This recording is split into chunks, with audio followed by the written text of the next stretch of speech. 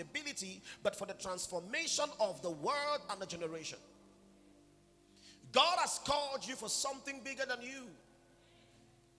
Every time you limit your vision, you limit your vision to yourself, you limit your dreams to yourself, sustaining yourself, making yourself, you become myopic in your mind.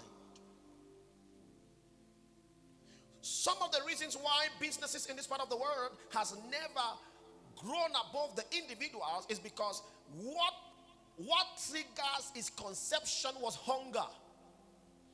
When you began your business for survival purposes, it never outgrows it. You didn't get what I just said now?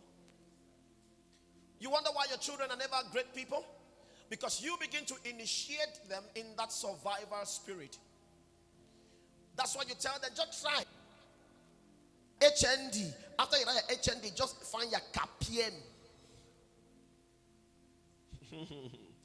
You've entered, you get your KPM. Or you go for, how they call this school where they train teachers? ENS. Just go your ENS. Get your matricle. So their entire desire is to have a government matricle number for salary. But that is not what God is calling them. Teaching is not about the salary. It's about being active in the transformation of the world and society. That's why we have teachers who are not effective, because the entire mind was survival. Met one of my teachers the other day in the bank. Before he withdrew money, I gave him money. He was one of the best teachers I had. I'm a product of him.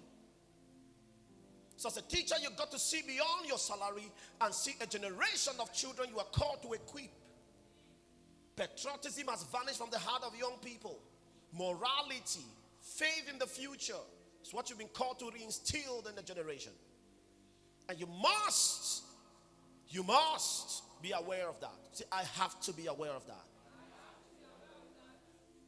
Don't sit in your office and be limited by what you can offer, or by what can be offered to you. It's very important.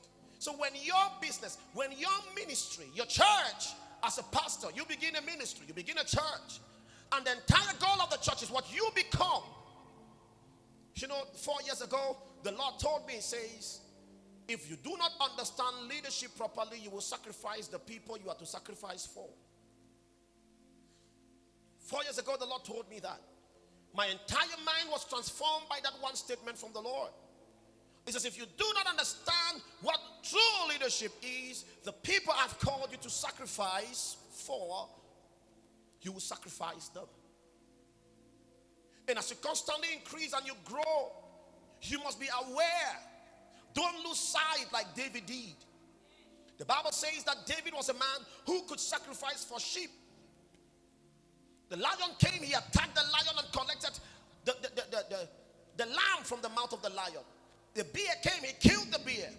When God saw the desire for him to defend sheep, God said, if he can defend sheep, then he will defend my people.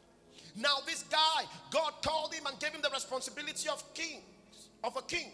Then the Bible says, in the day when kings went for battle, David was at home and Bathsheba showed forth. Bathsheba showed forth. Why? God called him because he was a warrior. When glory came, he now sat at home.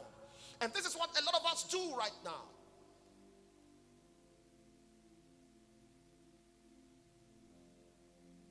We finished fasting yesterday. There was food on my table. Like,